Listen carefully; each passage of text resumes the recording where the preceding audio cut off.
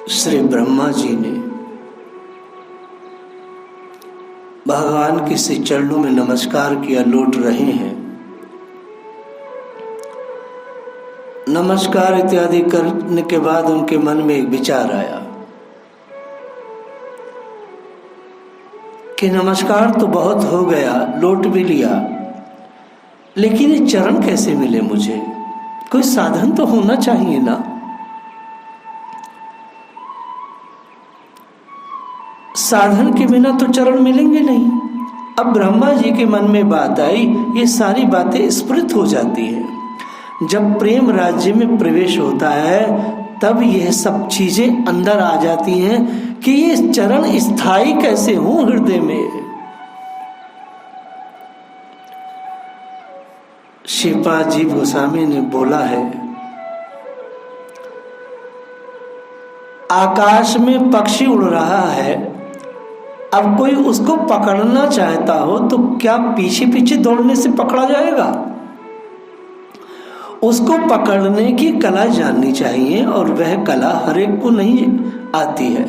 जो बहेलिया उसे पकड़ने की कला में निपुण है वही पक्षी को पकड़ सकता है।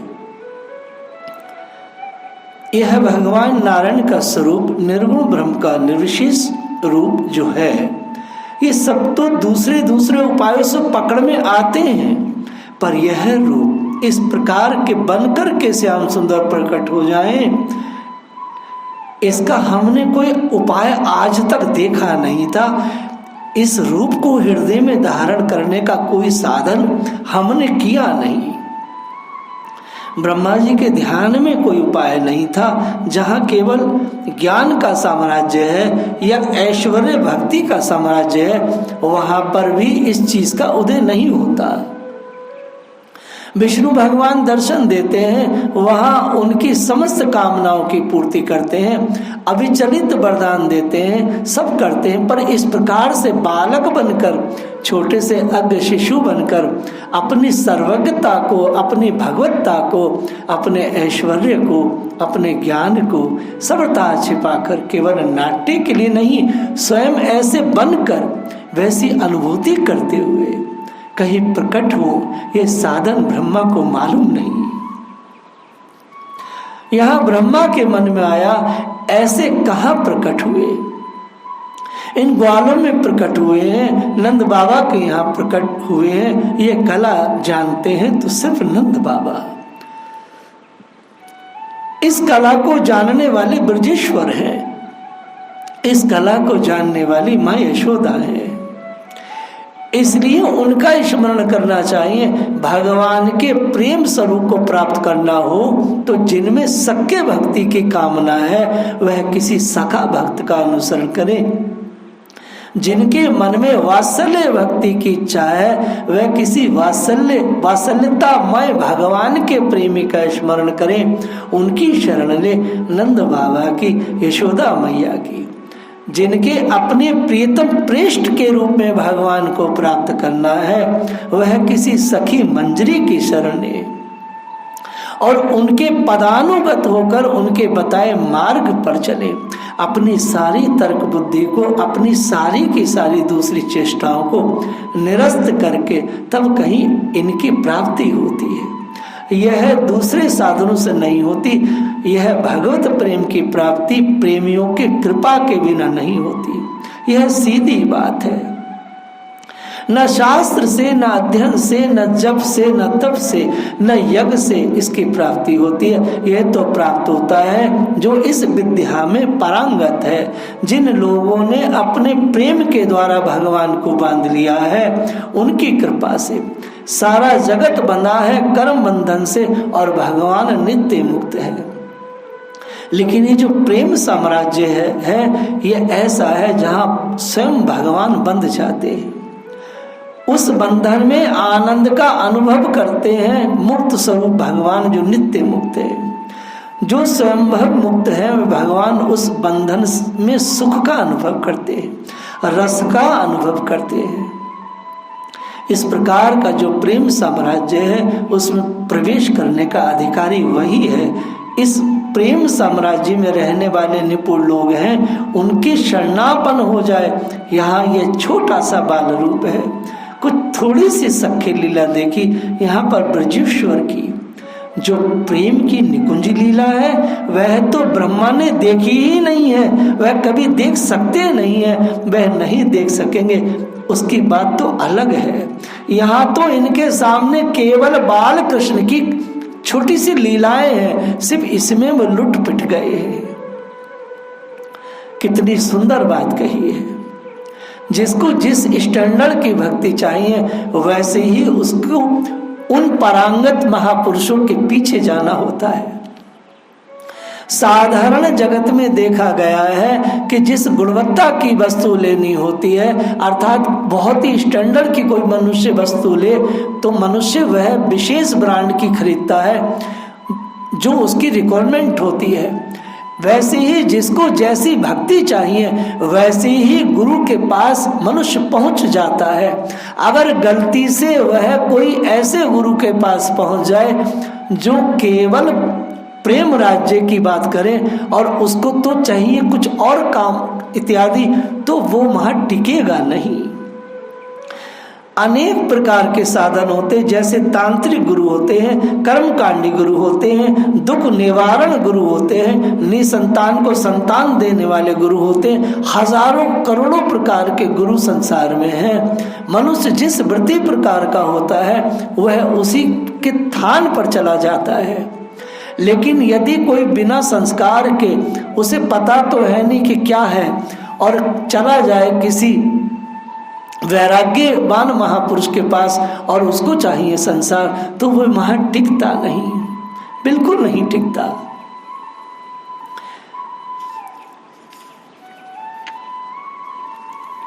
अब ब्रह्मा जी ने नंद बाबा का स्मरण किया।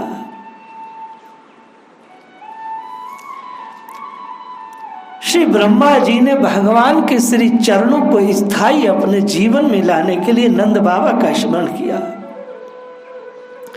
ब्रजेश्वर का तो उनके साथ संबंध जोड़कर इन बाल गोपाल का स्तवन करें तो ये अपने पिता का नाम सुनकर द्रवित हो जाएंगे। ऐसा विचार श्री ब्रह्मा जी ने मन ही मन किया। ब्रह्मा जी विचार करते हैं, अगर मैं सामने जो परात्मा ईश्वर खड़ा है इनकी उपासना, इनका स्तवन यदि नंद बाबा के साथ करूंगा तो कदाचित ये मुझे स्वीकार कर लेंगे, क्योंकि ये उनके वात्सल्य जाल में फंसे हुए हैं, ये नंद बाबा के मोह में फंसे हुए हैं, ये नंद बाबा की बात को काटेंगे नहीं। ये भगवान किसी के फंदे में नहीं आते, कोई और बांध सकता नहीं, ये स्वयं फंदे में आते हैं और ऐसे फंदे में आते हैं कि उससे अपने को छुड़ाना नहीं चाहते। ये नंद यशोदा के प्रेम के फंदे से अपने को हटाना नहीं चाहते। श्री ब्रह्मा जी ये अच्छे से समझ चुके थे अब तक की लीला देख देख कर, उसमें इनके रस की अनुभूति होती है। ब्रह्मा जी ने सोचा, योगिंद्र मुनिंद्र, बड़े बड़े ऋषि, तपस्वी, ज्ञानी, सुरासुर, न मालूम कितनी उपासनाएं की, कितनी आराधनाएं की, तप किया, पुण्य किए, यज्ञ किए, परंतु इन मनमोहन वेश का दर्शन तो किसी को नहीं हुआ। किसी ने मुक्ति पाली, किसी ने भुक्ति पाली, किसी ने दिव्य लोक पा लिए, यह सब कुछ पाया, परंतु ये दिव्य स्वरूप, ये मधुर रूप जो मेरे सामने है, ये उनमें से किसी को नहीं मिला। किसी भी साधना जाल में भगवान फंसे नहीं, पर नंद बाबा के वात्सल्य जाल में फंस गए। बस अब नंद बाबा का नाम लेना चाहिए मुझे। सो ब्रह्मा जी बड़ी चतुराई से नंद बाबा का नाम लेते हैं। श्री ब्रह्मा जी कहते हैं,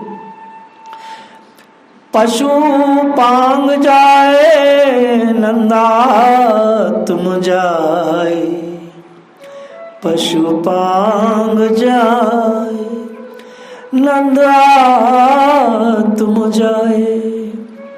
हे नंद नंदन, हे नंद नंदन, हे नंद नंदन, हे नंद बाबा का नाम लिया भगवान ने। सोचा ये ब्रह्मा नंद बाबा का नाम लेता है, ये जरूर मेरे बाबा को बहुत प्रिय है। भगवान के कान में जैसी नंद बाबा का नाम है, नंद आत्मा जाए, हे नंद के आत्मज, हे नंद के पुत्र, हे नंद के लाडले, भगवान को रोमांच हुआ। अभी तक ब्रह्मा जी जितने भी उपासना साधना कर रहे थे, भगवान को कोई आनंद नहीं आ रहा था, क्योंकि ऐसा तो वो हमेशा करते ही रहते, हर कल्प में करते हैं। भगवान को बहुत रोमांच हुआ, ये मेरे बाबा का नाम लेता है, ये जरूर उनको प्रिय है। जरा बाबा का नाम लेते ही भगवान श्याम सुंदर के मन में विशेष द्रव्यता आ गई। ये बाबा का नाम लेता है, यह नियम है कि किसी का किसी में अप्रीतम प्रेम हो, किसी के प्रेम के वश में कोई हो, उसे अगर प्रसन्न करना हो तो उस प्रेमी का नाम ले, उस प्रेमी की चर्चा करें उनके सामने, तो वे द्रवित हो जाते हैं। ये सिद्धांत है, ये व्यवहार की बात भी है। भगवान का ये स्वभाव है कि सभी का है। भगवान के सामने भगवान के प्रेमियों की चर्चा कोई करे, उनका गुणगान करे, तो भगवान कहते हैं सुनाते जाओ भैया, और सुनाओ, मेरे भक्तों की बातें जरूर जरूर मुझे सुनाओ, मुझे बहुत आनंद आता है। भगवान अपने गुणगान से घबराते हैं थोड़ा थोड़ा, लेकिन कहीं कहीं वह अपना गुणगान भी बहुत सुनना चाहते हैं। यही स्थिति बनी। इस पर एक बात याद आती है मुझे।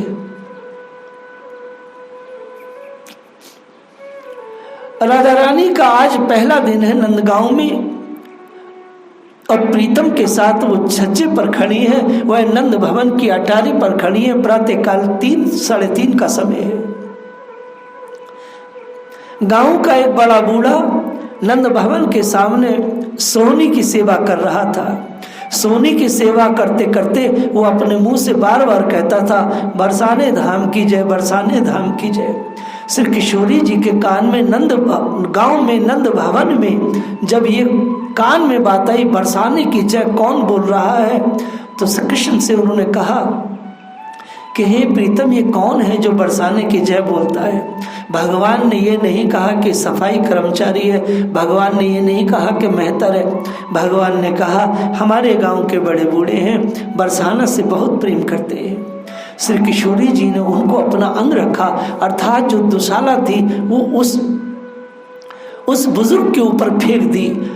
वह जोर जोर से बोलता हुआ बरसाना की जय हो, बरसाना की जय हो, ये बोलता हुआ चला गया। यही स्थिति है। भगवान ने जब नंद बाबा का नाम सुना ब्रह्मा जी के मुंह से, तो द्रवित हो गए।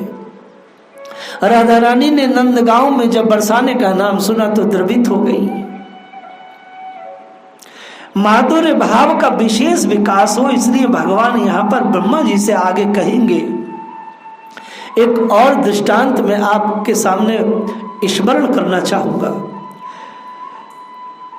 श्री रुक्मणी जी यद्यपि माधुर्य की उपासिका नहीं है, क्योंकि द्वारका में हमेशा ऐश्वर्य की ही उपासना होती है, पर यहाँ श्री रुक्मणी जी के शब्दों में एक बात प्रकट होती है। भगवान ने एक बार ऋषि रुक्मणी जी से कहा कि देखो रुक्मणी, तुमसे बहुत बड़ी भारी भूल हो गई। शिशुपाल इतना बड़ा राजा था, बड़े बड़े राज्य उसके अधीन थे, हमने उसको मार दिया। हम तो उग्रसेन के नौकरी करते, हमारे पास तो कुछ है नहीं। और यहाँ और भी जो सबसे मजे की बात है यह है कि हमारे पास कुछ नहीं है। जो हमें चाहते हैं, जो हमारे साथ रहते हैं, जो हमारे बड़े लाडले हैं, वो सबके सब भिखारी और भिखमंगे जैसे लोग हैं। वो सबके सब साधु और फकीर हैं। ये जो दरिद्र लोग हैं यही मेरे मित्र हैं, और मैं इन्हीं के साथ बड़े मजे से रहता हूं। हे रुक्मिणी, राजाओं से हमारी कोई दोस्ती नहीं, ये राजा तो हमारे बैरी हैं। तमाम राजा चाहते हैं कि श्री कृष्ण रहे नहीं, और देखो हमारा किसी से मोह नहीं है, हम किसी एक से लगकर नहीं रहते। भगवान ने स्पष्ट कहा, तत्वज्ञानी महात्माओं का और भगवान का एक सा स्वभाव है। भगवान ने कहा हम किसी से बंध के नहीं रहते, हम किसी एक से लग के नहीं रहते, और तुमसे भी लग के नहीं रहते। देखो हमारे यहाँ 16,108 रानियां हैं, ये मामूली बात थोड़ी है, तुम किसी और से ब्याह कर लो। यहाँ तक कह दिया भगवान ने श्री रुक्मणी जी से। इतना कहा तो श्री रुक्मणी जी बेहोश होकर नीचे गिर पड़ी। तब भगवान वहां चतुर्भुज बने। चरित्र आता है भागवत में, चारों हाथों से परमात्मा ने श्री रुक्मणी जी की सेवा किया। और जब रुक्मणी जी स्पष्ट हुई, स्वस्थ हुई, तो भगवान के जितने भी श्लोक बोले थे श्री रुक्मणी जी ने माधुर्य भाव से भर करके भगवान से मुग्ध होकर के उनकी विवेचना किया और भगवान को प्रसन्न किया। नंद बाबा का नाम जब ब्रह्मा जी ने लिया तो भगवान बड़े प्रसन्न हुए। प्रसन्न होकर फिर माधुर्य का रस स्वादन करने लगे। भगवान श्री कृष्ण श्याम सुंदर नटवर ब्रह्मा जी के प्रति बोले, अरे महात्मा, अरे ब्रह्मा जी, ऐसा मत कहो, आप ऐसा ना कहे। और भगवान ने श्री ब्रह्मा जी के सामने अपनी हीनता को प्रस्तुत किया। भगवान ने श्री रुक्मणी जी के सामने अपनी हीनता को प्रस्तुत किया। भगवान ब्राह्मणों के सामने अपनी हीनता को प्रस्तुत करते हैं। भगवान भक्तों के सामने अपनी हीनता को प्रस्तुत करते हैं माधुर्य के प्रकटने के लिए। क्योंकि हीन जब व्यक्ति होता है, जब दीन होता है, ऐश्वर्य से हटता है, तभी माधुर्य प्रकट होता है, तभी प्रेम राज्य में मनुष्य प्रवेश करता है। जब तक ऐश्वर्य भक्ति करता, विधि भक्ति करता, उसके हाथ कुछ नहीं आता। श्री रुक्मणी जी ने स्पष्ट कहा, आप एक जगह जमते नहीं, आप एक जगह रुकते नहीं, यही तो चीज है आपकी। हम इसी चीज पर तो आपकी अपने तन मन धन न्यौछावर किए हैं। आप तो सबके हैं लाडले। ये बात तो रुक्मणी कह सकती है। माधुर्य भक्ति के उपासिकाएं, उपासक, यही तो भाव उनके अंदर रहता है और इसलिए श्री कृष्ण उनसे बंध जाते हैं। मैथुनी भाव में एक दूसरे का अधिकार सिद्ध करते हैं लोग, एक दूसरे को बलात् दबाते हैं, खींचते हैं, लेकिन माधुर्य में बहुत मुक्ति है।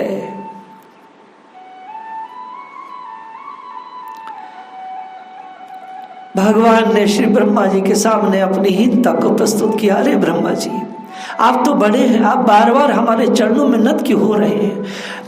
सिर्फ इतनी बात कही, सिर्फ नंद बाबा की बात कही। नंद केवल इतना कहा कि नंद आत्म जाए और भगवान पिघल गए। ऐसे पिघले कि संसार में कोई अगर श्री कृष्ण को पिघलाना चाहता है तो बस उनके जो माधुर्य के नाम है, बस उनको लेकर के उनका कीर्तन किया जाए।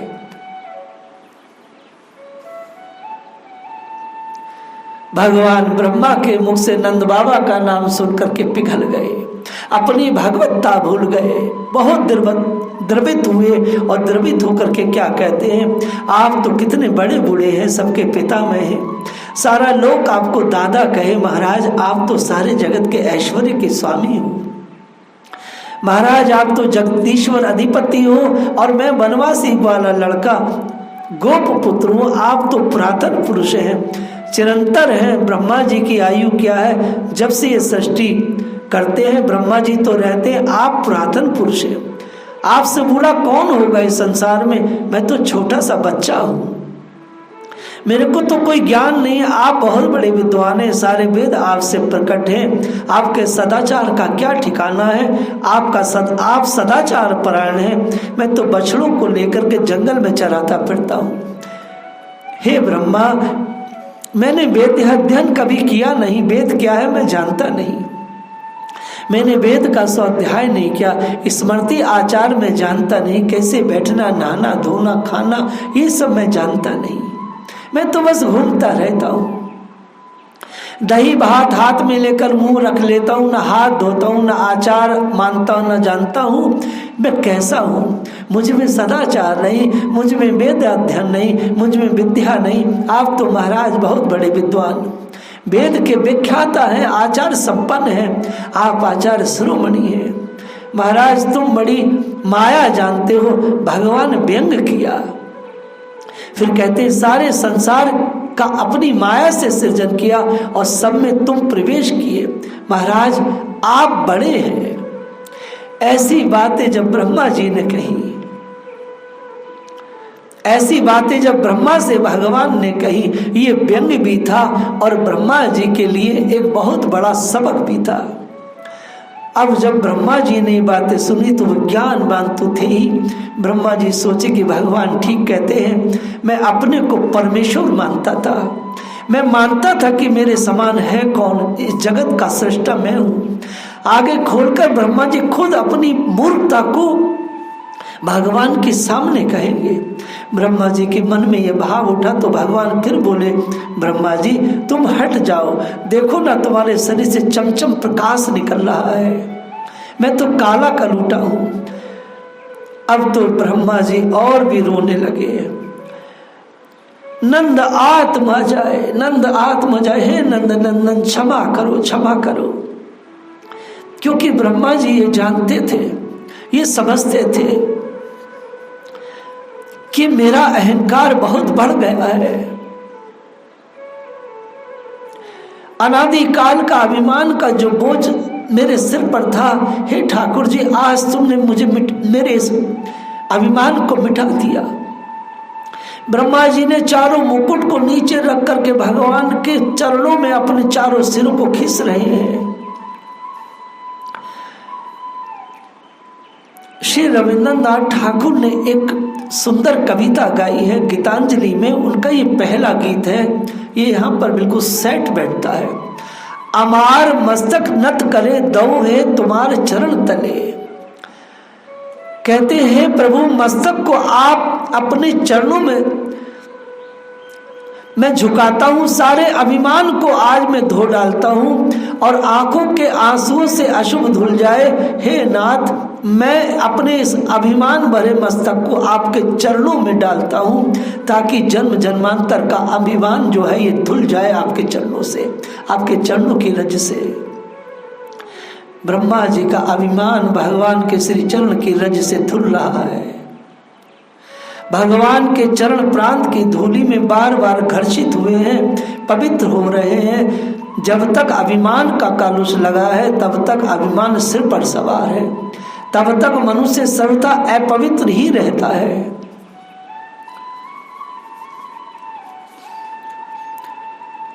भगवान को स्पर्श करने का योग नहीं रहता वो व्यक्ति जिसके पास अभिमान है।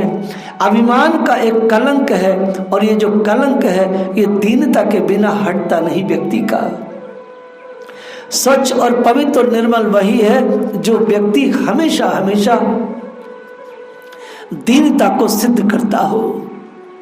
भगवान के चरणों में बार बार यदि व्यक्ति गिर भी जाए, गिरता रहे, तब भी अगर दैन्य को जरा सा भी भूलेगा तो फिर चरण में गिरने का लाभ ही क्या है। इसलिए अपने दैन्य को हमेशा बना करके मनुष्य को रखना चाहिए। श्री ब्रह्मा जी आगे यही कहेंगे, ये दैन्य मेरा बना रहे, बस मुझ पर ऐसी कृपा करो। आगे की लीला को हम लोग कल स्मरण करेंगे। जय राधे।